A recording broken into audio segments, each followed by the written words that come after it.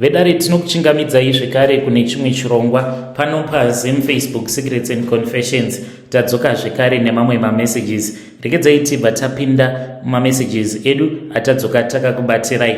Message yedu yekutanga yakamira sekudai so. Hanzi makadi zvenyu mukoma, ndinokumbirawo kuti munge muchindiposterawo nyaya yangu makavigawo chitupa changu. Amai vangu vakafa uye zvekare vanondichengetedza kwose kwandinoenda. I know out there kuti kune vamwe vanhu avo vanoti izvi zvechivanhu zvine madhimoni mukati, but kana ukatevedzera nzira dzechivanhu uchiita zvose zvinodiwa unokwanisa kutosvika kure. Ini hangu handina chimwe chinhu chandinovimba nacho, ndinoti bute ndiro rinondichengetedza. Ndiyo confession yangu iyo yandiinayo. Kana mukandiona ndichifamba apa kuchikoro takatoenda tikatodzidza tikatosvika kumayunivhesiti. I am a doctor by the way, but ndinoziva kuti kana uri munhu mutema une zvinofamba newe zvinokuchengetedza. Dai kwanga kuri kunzi ndainge ndakazviudza kuti zvose izvi hazvina basa, hazvina maturo uye zvekare ndezvemadhimoni. Zvimwe kuda ndingadai ndichingoitawo zvechirombe, ndichingotendererawo ndichidzungaira nenyika, asi ndoda kutenda kuna Mwari vangu uye zvekare namai vangu vanondichengetedza vachinditungamirira. Mukomana kunyangwe apo pandakazobva kuZimbabwe ndichiuya kunoku kwandiri kumhiri kwemakungwa, mukomana pane zvimwe zvinhu zvakatoitika zvekuti ndakatoona kutoti zvechokwadi vadzimu vakamira neni, vakamirira nepamwe painge pachirema, pamwe pekutoti kana mavhiza dai kwanga kuri kunzi vainge vasiri ivo. Zvimwe kuda ndingadai ndakatoshaya vhiza racho, but neapo pacho painge pakaoma pachirema aiwa ndakapadarika. Saka ndinongokurudzirawo kune vamwe vanhu kunzouko kuti munofanira kuti munge muchiziva kuti kana uri munhu mutema uine ganda dema une zvimwe zvinhu zvinokuchengetedza. Ndiyo confession yangu iyo yandiinayo. Kana mukaposta nyaya yangu mukoma ndiziviseiwo, ndichange ndichizotevererawo ndiri mucomment section. Vedare ndo message iyo yandakatumidzirwa ichibva kuna mukoma vedu. Zvakangooma hazvo vedu we, hanzi kana mudzimai wangu haatozvizivi kuti izvi ndizvo zvandinoita, ndinopota ndichimwayawo bute pasi. Regedzai tibva taenda panyedu inotevera. Nyedu inotevera yakamira sekudai so. Nyedu inotevera yakamira sekudai so. Hanzi makadi zvenyu mukoma, ndinokumbirawo kuti munge muchindiposterawo nyaya yanguwo makaviga chitupa changu. Ininiwo I regret kunyara kwandaiita namai vangu kana vakauya kuvisit ndiri kuboarding school, yet she was sacrificing a lot. So mukomana iniwo ndakangokurawo ndichiderwa naamai vangu kana baba vangu kuna baba vangu handitombokuzivi. Saka baba vangu ivo vanonzi vainge vaine mari uye zvekare amai vakazongoitawo zvekungomitisiwawo nababa. Saka amai vainge vaine chimusika chavo. Ndakazotanga kunzwa kunyara navo amai mushure mekunge ndapasa O level ndikabva ndachizoenda kuboarding school for my A level. Ndakabva ndachizotanga kuwiriranawo nemafriends angu vainge vachibvawo kumhuri kune mari. Ndikabva ndatanga kungopretenda living large ndichita sekungewo ndainge ndiine vabereki vainge vaine mari. Saka ndine vamwe sekuru vangu ava mukoma vane mari, ndo vandainge ndichiti ndivo baba vangu, ndichiti amai vangu ivo vainge vatongoriwo maid wasekuru vangu. Zvino amai vaiwanzokuti kana vakauya kuzondiona ndaibhoyekana nazvo. Ndaibva ndachizoudza mafriends angu kuti amai vangu vainge vari maid wangu. Unfortunately my mom passed away, so mushure mekunge ndazoendawo kuuniversity ndakabva ndachizouyawo kuno kunyika yevatorwa. I tried to make it up to my mom when she was still alive. Now that my kids are growing up, ndine mibvunzo yakawanda yandinogara ndichizvibvunza kuti zvino ko kana nerimwe zuva vanguwo vana kana vakazotanga kunzwa kunyara neni sezvandainge ndichinzwa pana amai vangu, what will I do? Because it will kill me with stress. And amai zvenyu mufunge vaigara vachiti kwandiri, ndinozviziva kuti unonyara neni, shuviro nditoriwo nayo yekuti dai ndainge ndinenge ndiine motikari kuti pandinouya kuzokuona sezvinenge zvaitawo vamwewo vane vana vavo vanodzidza pachikoro paunodzidza vanouya nemotikari dzakanaka kwazvo. Isuwo tichingofamba nemabhazi. Ndine shuviro yekuti ndisakunyadzisa kuma-friends ako, asi I am trying my daughter for you to get the best education, but ndaitowedzera kutotsamwa chaiko ndisingatombodi kuti ma-friends angu ange achizviziva. I guess that I was still very young and I did not know kuti in life it does not matter. What matters is that your mom is your mom and she is sacrificing a lot for you. Dai kwanga kuri kunzi upenyu hwaitengwa, ini hangu ndaitenga hwamai vangu so that I can just sit with her ndovakumbira ruregerero. Kana mukaposta nyaya yangu ndizivisei, ndichange ndichizotevererawo ndiri mucomment section. Vedare ndo message iyo yandakatumidzirwa ichibva kuna vanzvadzi vedu avo. Zvakangooma hazvo vedu we, hanzi dai upenyu hwaitengwa ndainotengawo hwamai vangu.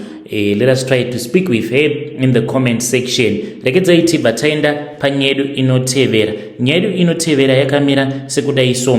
Hanzi makadi zvenyu mukoma, ndinokumbirawo kuti munge muchindiposterawo nyaya yangu makaviga chitupa changu. Ndakagara kwemakore ndisina mwana, ndikazoudzwa kuti ndainge ndakasungwa chibereko changu nevamwe amainini vangu munin'ina wamama. So zvakaitika mukoma nasha amai vangu ivo vakakurirawo pabarika, ndokubva amainini mudzimai mudiki wababa akabva achizogadzira inini because vainge vabva mukunetsana ivo amainini namama. Mama vakabva vachizoshayika. Mainini pavakaona kuti tainge tisisina mubereki ndo pavakabva vachizotanga kutiitira utsinye vachitishandisira mishonga yakasiyana siyana. Saka zvinonzi musi uyo wavakasunga chibereko changu ende ndichiri kurangarira zuva racho iroro because vakangotanga kungondifarira achiri makuseni. Vakabva vanditi kune kwavainge vachida kuenda neni, saka vakabva vachizonditi enda kuchirugu chohuku uende kunotora zai. Ndakabva ndaenda ndikabva ndanotora zai. Vakabva vazondipa mucheka wered. Vakabva vanditi ndinge ndichizoputira zai riya mumucheka uya wered. Vakabva vachizondipa plastic bag. I still remember kuti rainge riri rekwa TM plastic bag iroro. Vakabva vazondipa umwe mucheka zvekare vakanditi ndinge ndichisunga plastic bag riya mushure mekunge ndaisa zai mukati meplastic bag. Ndokubva vachizoti handei mwanangu. Pose ipapo mukoma vainge vachingonditengera zvokudya. Takafamba kwedistance kuzonosvika kunze kwasviba nekuti tainge tava kupi ndainge ndava kusatombokwanisa kana kurangarira. It was as if pane zvavainge vaisa pandiri because ndainzwa ndichiremerwa. Sezvisinei mukoma nashe vakabva vachizoti ngatimbotsauka mwanangu. Ndokubva tatanga kufamba mune kamwe kasango. Vakabva vachizoti ngaticherei pano. Vainge vaine badza ravainge vainaro. Tikabva tatanga kuchera tikachera. Ndokubva tachizoisa chiplastic bag chiya kwava kufushira. Vakabva vanditi usacheuka. Tikabva tatanga kufamba. Saka zvichitaurwa zvinonzi ikoko ndiko kwakasara chibereko changu. Vakandiitira mhiko dzekuti ndinge ndichizofa ndisina mwana. Mukoma nashe asi nenyasha dzaMwari ndinoda kungotendawo Mwari kuti ndakazokwanisa kuita hangu mwana wangu 1 even though my husband iye achiti anoda mwana mukomana apa ndakazongoita ari mwana musikana. But kwandiri ndinoti aiwa Mwari kudzwai because ndainge ndisitomborina kana tarisiro ini yekuti ndingakwanisa kuita wo mwana. Ndoda kungotenda Mwari naizvozvo. Vanhu ngwarirai kunzouko because kune vanhu vane moyo yakashata especially pavana ava vanenge vachiri kukura vachiri vadiki especially vanasikana. Ndivo vari easy kuti vange vachizoganyirwa vachishandisirwa mishonga nevanhu vanenge vasiri vabereki vavo. When you post my story, please tell me. I'll be following through in the comment section. Uye zvekare kunemi vana baba kana kuri kunzi unenge uchigara nevamwe vana vako vaunenge wakaita neumwe mudzimai wako apa asisipo paground, ndo paunenge uchifanira kuti unge uchizoita keep your eyes wide open uchicherechedza nekuda kuona kuti what is going on. Of course mudzimai wako mutsva unokwanisa kunge uchivimba naye, but pane zvimwe zvinhu izvo zvekuti anokwanisa kuzviita achishungurudza vana, uye zvekare unofanira kuti unge uchiziva kuti umwe mukadzi zvinoti netsei kuti ange achizochengeta mwana asiri wake, achizomuda nemwoyo wake wose. Variko havo but vashoma, I think so. Ndiyo confession yangu iyo yandinayo. Kana mukaposta nyaya yangu ndizivisei, ndichange ndichizotevererawo ndiri mucomment section. Vedare ndo message iyo yandakatumidzirwa ichibva kuna vanzvadzi vedu. Vanoti vane imwe nguva iyo yavakatombozviudza kuti zviri nani kuti vange vachiita a go back to sender, even though vainge vatoita mwana, vazvara mwana wavo. Hanzi pastor vekuchechi kwedu ndo vakazotondipa strong counseling, because ndainge ndatomuwana munhu ainge achiti anogona kundiitira a go back to sender. Pakaipa. Regedzai tibva taenda panyedu inotevera. Nyedu inotevera yakamira sekudai so. Hanzi makadi zvenyu mukomanashi, ndinokumbirawo kuti munge muchindiposterawo nyaya yangu makaviga chitupa changu. Ndakamboita mwedzi 3 ndichirasika njere, kutopenga, kutodhunya, kutomhanya bani chaiko, mushure mekunge ndabva mukutukana navamwene vangu. Vakabva vati ndaiwe mwana zvaunojairira ende hautombondizivi, tinongozivana pamafoni, wava kundituka, tichaonana. Saka ndakangoti hachembere iyi inopenga. This was after ndabva mukunetsana navo, apo pandainge ndichangotangawo kudanana nemurume wangu. Saka akabva achizovaudza kuti mama, kuno kundawana musikana wandinoda kuroora. So vakabva vachizoti vainge vachida mafone numbers angu mukoma, vava kutanga kundinyorera mabhaibheri nemabhaibheri, mamessages, vachiti ndokusaka ari kuchonerako kuJoni ikoko, because ndimi maJoni muri kumudya mari mwanangu.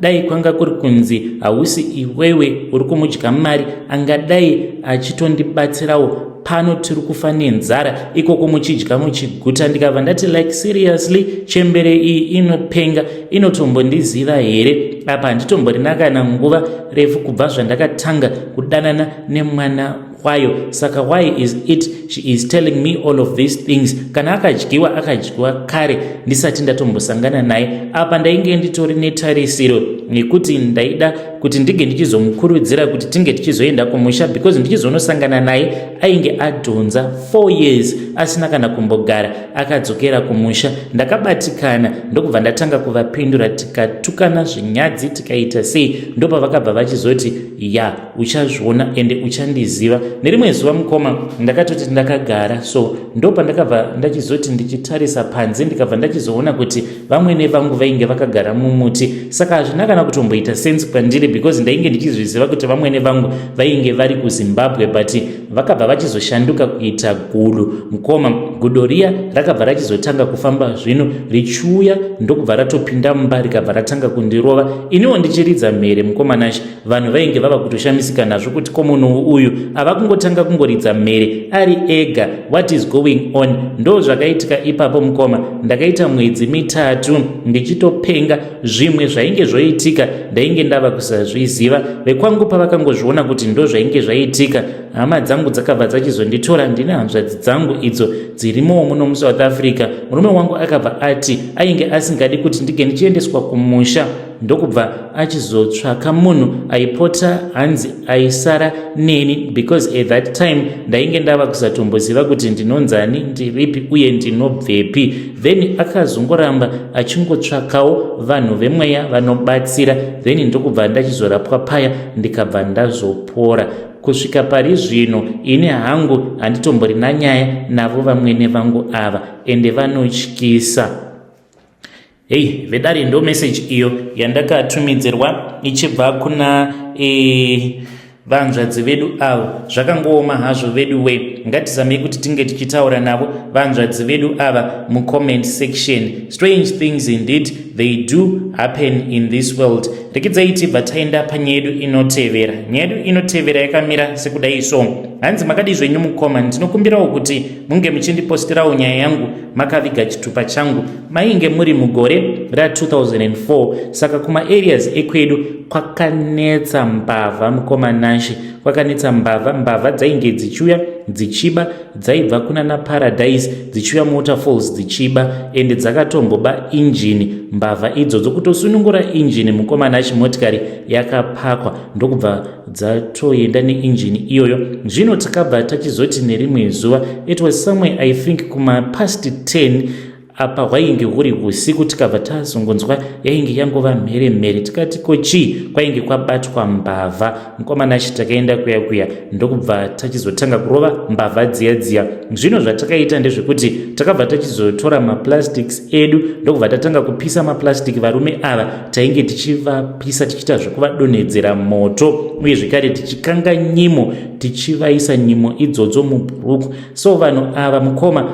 vakarohwa, ndikangoti usiku hwose kana nani zvake ainge achingouya achingorova. Zvino mangwana acho makuseni apo pazvainge zvichinzi mapurisa ainge achifanira kuti ange achiuya achibva kuHopley, mapurisa awa mukoma akanonoka kusvika paground. Saka ndakatongodarika nepaya painge paine varume vaya mukoma. I regret because ndakabva ndachizorova umwe wacho mbama 1 ndakamurova mukomanashi ndokubva angoti zi. Saka vanhu vakangoti afenta ndokubva ndachizoona ava kupfakanyika, but ndainge ndava kutoona kutoti munhu uyu ndainge ndamukuvadza. Ndakamirira kuzonosvika ndichiona kuti munhu ainge achiri kufema here. Patakaona kuti munhu ainge achiri kufema, vamwe ndo vakazowedzera kumurova, but iye akati, shamwari, pawandorova mbama wandikuvadza iwe. Ndakabva ndangoti hazvina kana basa, ndokubva ndatowedzera ndikamukava nebhutsu ndokubva ndaenda zvangu kubasa. Asi I was regretting because ipapo pandakamurova mukomanashi I just felt kuti munhu uyu marovero andamuita, kunyange zvikanzi afa ndini ndinenge ndamuuraya. Mukoma ndakazoti ndiri kubasa ndikabva ndachizofonerwa namadhamu. Madhamu vakabva vati ko pambavha dziya idzo dzakarara dzichirohwa pano umwe wacho azofa. Ndikati upi wacho? So vakabva vati uya anga akapfeka t-shirt yered. Ndikabva ndati oh my god, ndiye uya murume uya wandarova, but handina hangu kuda kuzivisa madhamu kuti ndo zvandainge ndava kufunga mumwoyo mangu. So mbavha dziya mukomanashi dzakabva dzazofa. Dzainge dziri 3 mbavha idzi takadzibata, dzainge dziri 3. Umwe wacho akazopunyuka ndokubva achizotiza. Saka ndo zvakaitika izvozvo mukoma. Saka pane imwe nguva iyo ngozi iyi payakatombonetsa mumusha, but ainge asingatauri. Zvino murume uyu aiti kana akanogara pamwana kudai, mwana anenge akangoti kwindi asingadi kutaura. Apa ndinotozviziva hangu kuti ini ndini honzeri, ndini ndakakonzeresa, ndakauraya munhu, but hazvitauriki. Ende muchinda uyu akatozvitaura kuti iwewe shamwari, marovero awandiita, wandikuvadza shamwari, kana ndikafa aiwa ndiwe unenge wandiuraya. Ndokubva ndatomukava paya ndichiti unodheerera stereki iwewe. Ndiyo confession yangu iyo yandiinayo mukoma. Kana mukaposta nyaya yangu ndizivisei, ndichange ndichizotevererawo ndiri mucomment section. Vedare ndo message iyo yandakatumidzirwa ichibva kuna mukoma vedu avo. Zvakangooma hazvo vedu we, zvinotyisa. Pakaipa. Let us try to speak with him in the comment section tichivapawo ma solution.